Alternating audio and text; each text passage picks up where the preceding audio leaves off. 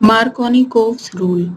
मार्कोनी-कोव्स rule में हम alkenes पर अनसिमेट्रिकल रिएजेंट के एडिशन की रिएक्शंस को स्टडी करेंगे।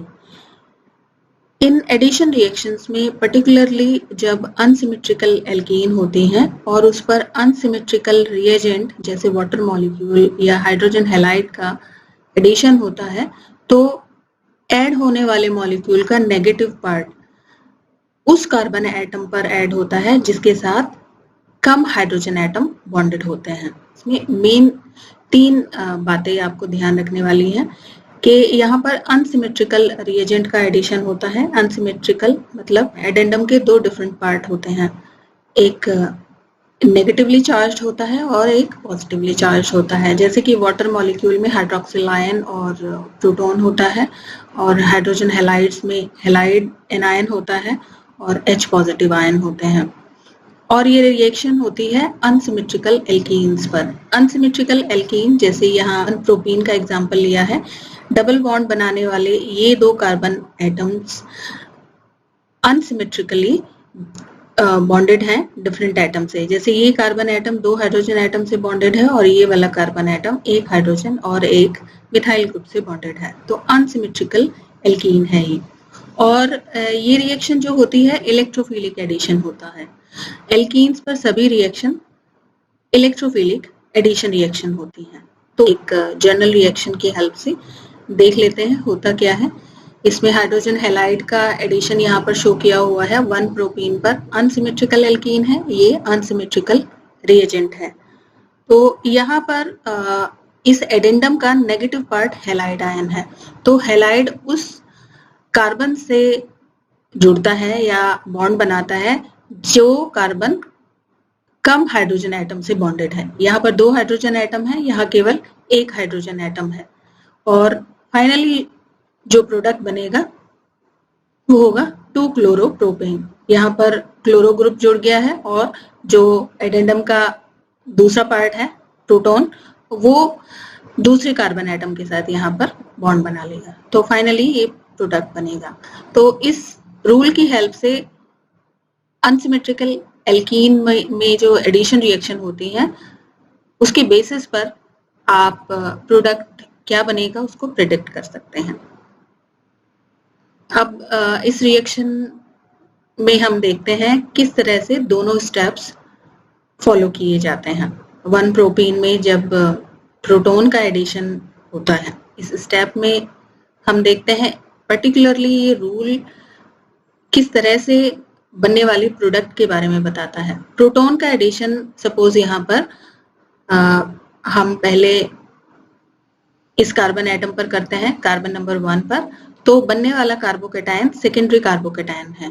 और अगर हम प्रोटॉन का एडिशन यहाँ पर कर देते हैं कार्बन नंबर 2 पर, तो बनने वाला कार्बोकेटायन प्राइमरी कार्बोकेटायन होगा। और उसके बाद सेकंड स्टेप में हैलाइड का एडिशन होगा और हैलाइड का एडिशन यहाँ पर जो पॉजिटिव सेंटर है उस पर होगा और यहाँ पर प्राइमरी कार्बोकेटायन एडिशन होगा। तो इस तरह से 2 डिफरेंट प्रोडक्ट बने हैं और यहाँ पर 2 पॉसिबिलिटीज दिखाई गई हैं प्रोटॉन के एडिशन की, लेकिन हम जानते हैं प्रोडक्ट यहाँ पर इस रिएक्शन में 2 क्लोरोप्रोपेन बन रहा है। और इसको हम इसके बेसिस पर बनने वाले कार्बोकेटायन की स्टेबिलिटी के बेसिस पर एक्सप्लेन कर सकते हैं कि सेकेंडरी कार्बोकेटायन के कंपैरिजन में प्राइमरी कार्बोकेटायन कम स्टेबल होता है, इसलिए इसका फॉर्मेशन फिजिबल नहीं होता। इसलिए रिएक्शन इस स्टेप को फॉलो करते हुए प्रोसीड करती है। अब इस रिएक्शन में रीअरेंजमेंट प्रोडक्ट भी बनते हैं। अनएक्सपेक्टेड प्रोडक्ट हम कह सकते हैं। एक्सपेक्टेड प्रोडक्ट कैसे बनते हैं, या रीअरेंजमेंट होता है रिएक्शन में बीच में, जिसकी वजह से जो एक्सपेक्टेड प्रोडक्ट है वो नहीं बनता है। इसको समझने के लिए यहाँ 3 मिथाइल 1 ब्यूटीन का एग्जाम्पल लिया हुआ है। इस रिएक्शन में पहले स्टेप में प्रोटॉन का एडिशन होगा और प्रोटॉन का एडिशन रूल के अकॉर्डिंग ज्यादा स्टेबल कार्बोकेटायन के बनने की डायरेक्शन में होगा। तो प्रोटॉन यहाँ पर ऐड होगा क्योंकि यहाँ पर ऐड होने से सेकेंडरी कार्बोकेटायन बनेगा। अगर प्रोटॉन यहाँ पर ऐड होता है तो कार्बोकेटायन यहाँ पर बनेगा, तब प्राइमरी कार्बोकेटायन होगा वो।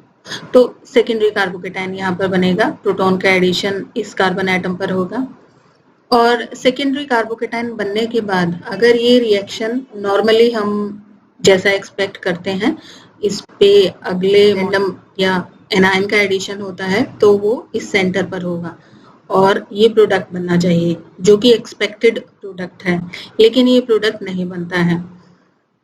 होता क्या है, यहाँ पर जब कार्बोकेटायन बनता है और उस मॉलिक्यूल में पॉसिबिलिटी होती है उस कार्बोकेटायन को ज्यादा स्टेबल कार्बोकेटायन में कन्वर्ट करने की, जैसे इस सेकेंडरी कार्बोकेटायन में 1,2 हाइड्राइड शिफ्ट होने की पॉसिबिलिटी है। इस हाइड्राइड को अगर यहाँ शिफ्ट कर दिया जाए तो पॉजिटिव सेंटर यहाँ जनरेट हो जाएगा और कार्बोकेटायन अब जो बनेगा वो टर्शियरी कार्बोकेटायन है जो कि ज्यादा स्टेबल है सेकेंडरी कार्बोकेटायन के कंपैरिजन में।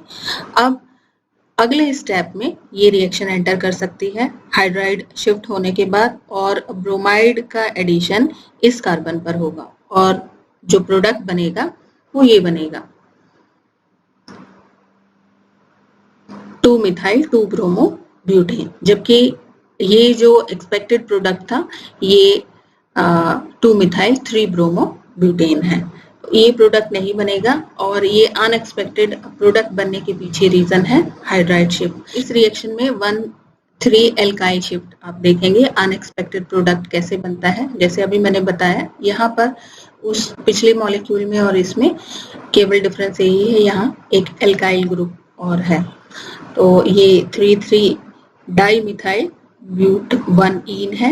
यहाँ पर पहले प्रोटॉन का एडिशन होगा और एडिशन यहाँ पर होगा, सेकेंडरी कार्बोकेटायन बनेगा। नॉर्मली जो एक्सपेक्टेशन है वो ये है कि ब्रोमाइड यहाँ पर ऐड होगा और ये एक्सपेक्टेड प्रोडक्ट बनना चाहिए, जबकि ये प्रोडक्ट नहीं बनता है, बल्कि यहाँ पर पहले 1,3 एल्काइल शिफ्ट होता है और एल्काइल शिफ्ट होने के बाद टर्शियरी कार्बोकेटायन बनता है और ये टर्शियरी कार्बोकेटायन फिर ब्रोमाइड एनायन यहाँ पर ऐड करता है और फाइनली 2-ब्रोमो 2,3 डाइमिथाइल ब्यूटेन यहाँ पर बनता है। तो मार्कोनिकॉफ रूल के अकॉर्डिंग अगर सिंपल हम एडिशन की बात करें तो एडिशन नेगेटिव पार्ट का कम सब्स्टिट्यूटेड हाइड्रोजन एटम पर कार्बन एटम पर होता है, लेकिन अनएक्सपेक्टेड प्रोडक्ट कब बनते हैं, जब 1,2 हाइड्राइड शिफ्ट या 1,3 हाइड्राइड शिफ्ट की पॉसिबिलिटी होती है। उसके अलावा एरोक्साइड इफेक्ट या एंटी मार्कोनिकॉफ एडिशन भी इसको बोलते हैं, जब इलेक्ट्रोफिलिक एडिशन पेरोक्साइड की प्रेजेंस में होता है या बेंजोइल पेरोक्साइड की प्रेजेंस में जब इलेक्ट्रोफिलिक एडिशन होता है तो बनने वाला प्रोडक्ट मार्कोनिकॉफ रूल के अकॉर्डिंग नहीं बनता है, इसलिए इसको एंटी मार्कोनिकॉफ एडिशन भी कहते हैं। तो बेंजोइल पेरोक्साइड की प्रेजेंस में अनसिमेट्रिकल एल्केन पर एडिशन जो होगा वो हाइड्रोजन ब्रोमाइड का होगा, हाइड्रोजन क्लोराइड और हाइड्रोजन आयोडाइड का नहीं होता है। तो ये बात आपको याद रखनी है। अब पेरोक्साइड इफेक्ट होता क्या है वो देख लेते हैं।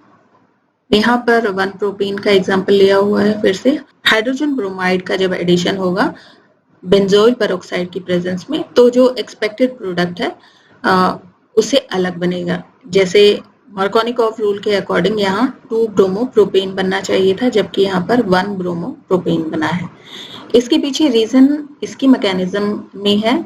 नॉर्मली पहले एडिशन होता है वो प्रोटॉन का एडिशन होता है, जबकि बेंजोइल पेरोक्साइड की प्रेजेंस में अगर रिएक्शन हो रही है तो वो फ्री रेडिकल मैकेनिज्म के थ्रू होती है।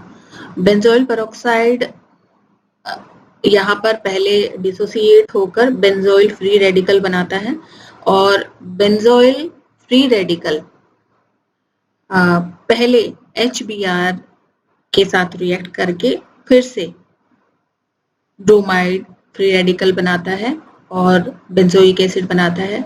ये इनिशिएशन स्टेप है फ्री रेडिकल जनरेशन होता है यहाँ पर, और जैसे ही यहाँ पर ब्रोमाइड फ्री रेडिकल बनता है, ये रिएक्शन में एंटर करता है, ये बाकी मॉलिक्यूल्स के साथ रिएक्ट करना शुरू करता है और चेन रिएक्शन स्टार्ट हो जाती है। और ये प्रोपगेशन स्टेप्स दिखाए गए हैं, 2 स्टेप दिखाए गए हैं। ब्रोमाइड फ्री रेडिकल जब एल्कीन के साथ इंटरेक्ट करता है, रिएक्ट करता है, तो ये यहाँ पर ऐड करेगा, और इसका एडिशन यहाँ पर आप देखिए मार्कोनिकॉफ रूल के ऑपोजिट होता है, या कहें उसके एंटी एडिशन होता है। यहाँ पर अगर ये एडिशन होता है तो बनने वाला free radical primary free radical होगा, लेकिन ब्रोमाइड फ्री रेडिकल अगर यहाँ पर ऐड होता है तो सेकेंडरी फ्री रेडिकल बनेगा, जो कि लास्ट में प्रोडक्ट को एंटी मार्कोनिकॉफ रूल के अकॉर्डिंग बनाता है।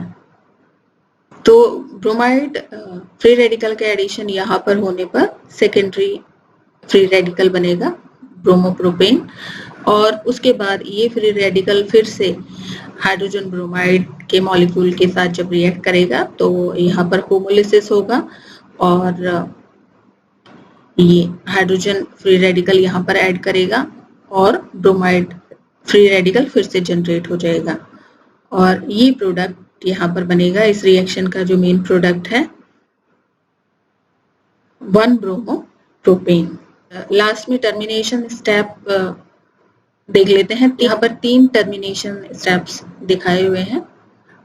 2 ब्रोमाइड रेडिकल आपस में कंबाइन कर सकते हैं, रिएक्ट कर सकते हैं, ब्रोमीन बना सकते हैं, और इसी तरह से एक ब्रोमो फ्री रेडिकल और दूसरा ब्रोमोप्रोपेन फ्री रेडिकल आपस में कंबाइन करके 1,2-डाई ब्रोमोप्रोपेन बना सकते हैं, और इसी तरह से 2 ब्रोमोप्रोपेन फ्री रेडिकल आपस में रिएक्ट करके फाइनली इस टाइप का प्रोडक्ट बना सकते हैं। ये टर्मिनेशन प्रोडक्ट्स हैं, लेकिन जो मेन प्रोडक्ट है इस रिएक्शन का वो 1-ब्रोमोप्रोपेन है। तो इसकी बेसिस पर हम कह सकते हैं कि जो एक्सपेक्टेड प्रोडक्ट है मार्कोनिकॉफ रूल का, उसके अकॉर्डिंग यहाँ पर प्रोडक्ट नहीं बनता है, इसलिए इसको एंटी मार्कोनिकॉफ एडिशन बोला जाता है। और ये होगा तभी जब बेंजोइल पेरोक्साइड की प्रेजेंस में एडिशन होगा, और वो भी केवल हाइड्रोजन ब्रोमाइड के केस में।